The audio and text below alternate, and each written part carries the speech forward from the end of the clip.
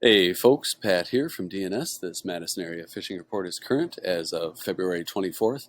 Before we get started, just wanted to go over a couple quick things. DNR sent out a reminder that permanent ice shanty removal dates are approaching. They got a list here, but as far as Madison's concerned, inland waters south of Highway 64 by March 5th. So that is not this weekend, but next Sunday, I believe. And so going to want to get them off by then. I don't know if they have to be off. It says by March 5th, so do they have to be off by midnight on March 4th, or do you got all day on the 5th? I'm not sure.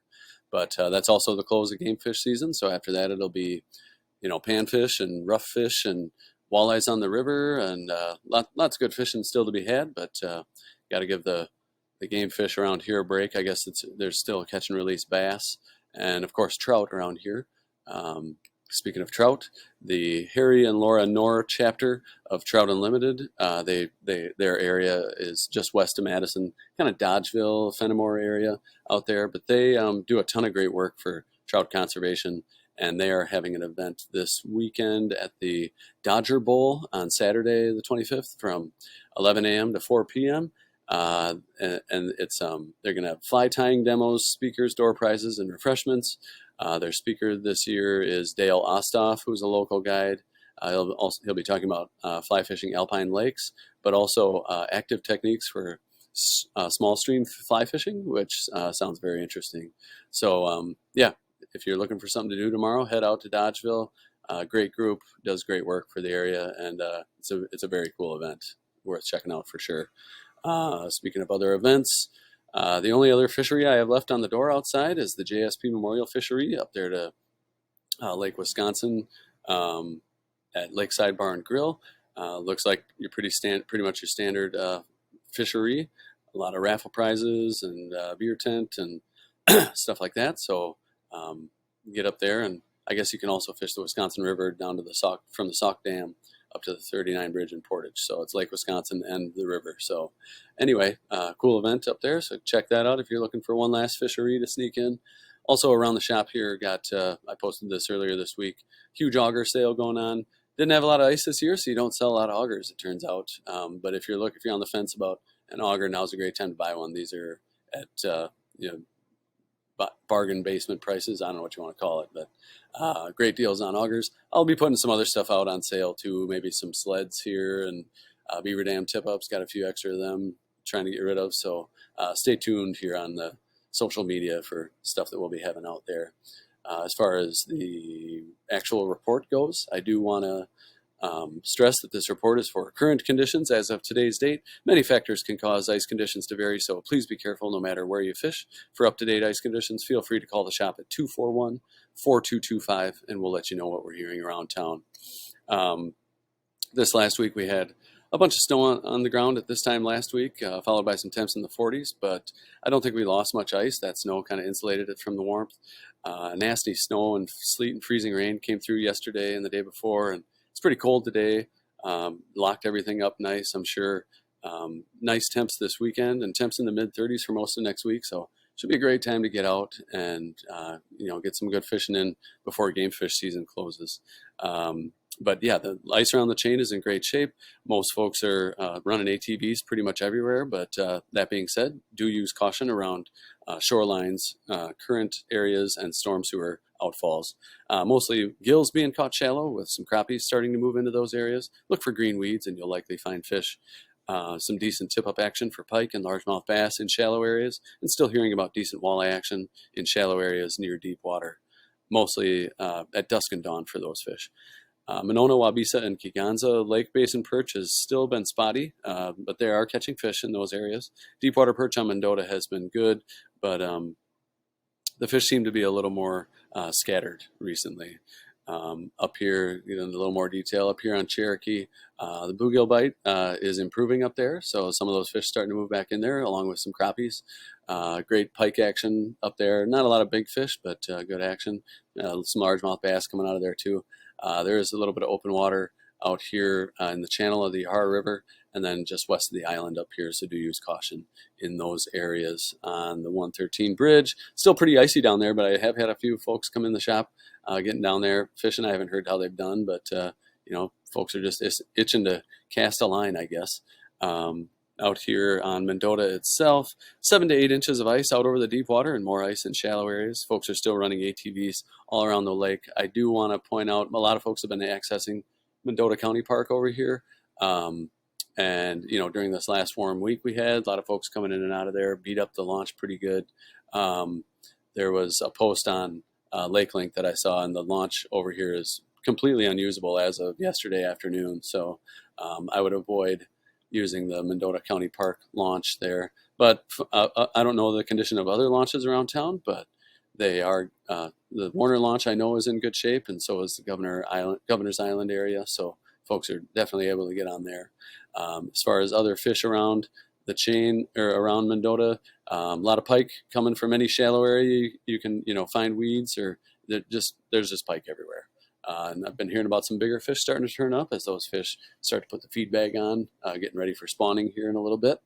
A lot of walleyes in shallow areas near deep water, especially mid-lake humps, so Dunn's Bar, Second Point, Commodore Bar, Brearley Bars, City Shoreline, Picnic Point. All these areas have been, Governor's Island, have all been producing walleyes. Not a lot for size, but there are some nice fish out there. Panfish action around the lake, on the lake itself, has been slow. Usually we get some fish starting to move into University Bay over here, but I haven't heard of any of that action turning up yet. So I guess we'll see as we move into late ice here. Still got some time. I think we're going to have some good ice for a little bit yet. Speaking of ice, there is sketchy ice still on Lake Monona coming out from the Yahara River. The Toniwatha area, I heard that this got capped over, but it is definitely sketchy, so you're going to want to avoid the rock pile area off Toniwatha. And then down here to Squaw Bay, Wickawack Bay, as it's called now, but at least half of that is very sketchy ice and or open water. I was talking to Brian Zupke the other day, who's been perch fishing out here. They're finding good schools of perch, very difficult to stay on those fish. Folks that are using the live scope technology, or the forward-facing sonar, whatever you call it, have really been the only folks able to stay on those fish where they can kind of get ahead of them. But a lot of fish out in that 50, 60 feet of water out in the main basin. Monona Bay over here has it continues to be a panfish factory. A lot of good bluegills out of there, and where it was a lot more sorting, I've been hearing actually about some nicer bluegills coming out of there, and the crappies continue to move in, so those fish should remain in there for a while. Lake Wingra, a lot of tiny bluegills, some small perch on the weed lines, and tip-up action sounds like it's improving over there. Down the chain over here to Upper Mud. Computer's being a little weird with the maps, but folks making it out to the dredge hole have been still doing well on bluegills on the weed line or in the weeds. Crappies suspended over the deep water. The occasional walleye coming out of there, or even a perch. And tip-up action remains pretty good out in this area. Just I'm not sure what the current condition of the marsh is, but it was very cold last night, so I'm sure it's locked up at least for today. But as things warm up, that could get sloppy over the next week. I still haven't heard much out of Lake Farm other than some pike here and there on the north end. If you're traveling on the north end by ATV, do use caution. There's some current that we've talked about in the past that comes out up there. Foot travel should be fine. Walleye out on Lake Wabisa, I've heard about a few coming from the Hog Island area, Babcock, Bible Camp. Haven't heard anything about the gillbite down here on the South Landing or South Bay. Or anything going on near Christie's Landing, but those are usually good spots to check out. I did want to point out one thing.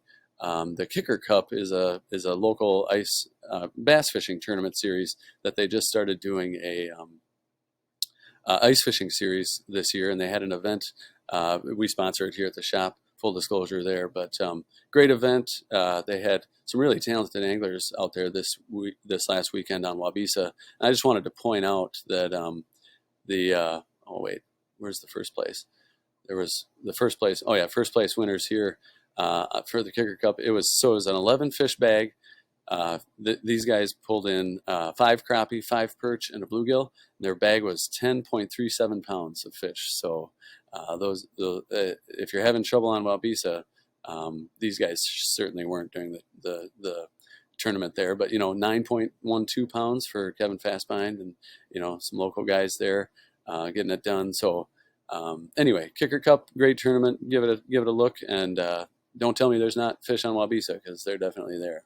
I guess moving back down the chain, though, we'll go down to Kegonsa. Not a lot that I've heard coming out of here. Some bluegills in the shallow areas on the south, kind of southish, westish side of the lake. A few walleyes coming out near the state park, and some pike here and there. Down on Koshkonong, I haven't heard much going on other than a bunch of sketchy ice, especially where the river comes in up here.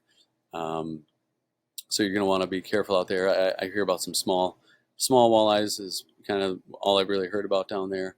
The Jefferson Dam is fishable, so if you're looking to get up and do some open water fishing, I guess they are fishing there. I haven't really heard much about the action. Beaver Dam Lake, also the same thing. Still hearing about a bunch of walleyes up there, but a lot of smaller fish over here to the river. Devil's Lake trout action has been good. I've been hearing about some guys having some great days out there, but it really just depends on timing. You get out there, they could bite for an hour, or they could bite for the entire day, and it could be early in the morning, or it could be middle at lunch. So you never really know. Down on the river, I've heard folks fishing the dams at Prairie du Sac, Castle Rock, Wisconsin Dells, Petenwell. So folks are getting out in their boats and doing some walleye, getting some good walleyes. We've had a video from Noah Humfeld from Madison Angling posted this week, how he fishes for walleyes this time of year. It's very interesting. Lake Wisconsin fishing has been slow from what I've heard. Not much in the way of walleyes or panfish or anything that I've heard about. Like I said, the Dells Dam has been turning out some walleye and saugers. Same thing with Petenwell and Castle Rock. On Petenwell and Castle Rock, it sounds like the walleyes are running a little on the small side.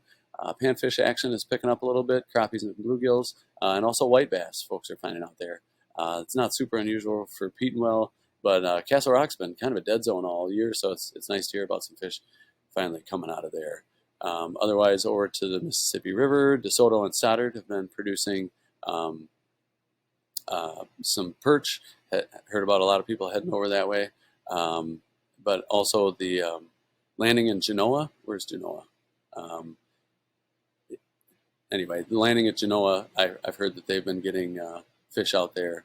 Oh, there's Genoa. Duh. Anyway, yeah, I've heard they've been launching boats there, and I haven't heard much in the way of, actually, I haven't heard much in the way of what they're catching out there, but nice to see folks getting out on open water for sure. Over to Milwaukee, the tributaries over there are going to be tough to fish after the snow starts to melt with this warm weather coming. Haven't heard what the ice conditions are in the harbors, but I still see on social media they're getting some nice brown trout and that out of the harbors up and down the East Coast over there. Other than that, I haven't heard much in the way I know up to Green Bay and that. The ice up there was pretty sketchy, so folks have been avoiding those areas. As far as trout goes in the area, again, it might be a little tough in these first couple warm days this weekend, but with the runoff cooling the temperatures down in the creeks, but good numbers of trout that I've been hearing about coming out of mostly deeper pools. On the fly fishing side of things, just running a woolly bugger through some of those deep holes, maybe with a nymph dragging behind it can be good. A pink squirrel is just probably the most effective fly this time of year, and it's a good idea to have a few dark colored small dry flies in your box in case a hatch comes off. On the spinning side of things, those same deep pools will be holding fish, and running like a countdown Rapala or like a tube jig, something like that, nice and slow through those pools is going to likely produce fish for you. But of course, that again, I want to point out that is the catch and release season only, and no live bait can be used until the season opens there in May. But I guess that pretty much does it for the report. Appreciate you tuning in, and wish you luck. Post your comments and or questions, or post your catches below. Feel free to call the shop anytime here at 241-4225 if you want us to expand on anything we talked about. Otherwise, thanks for tuning in.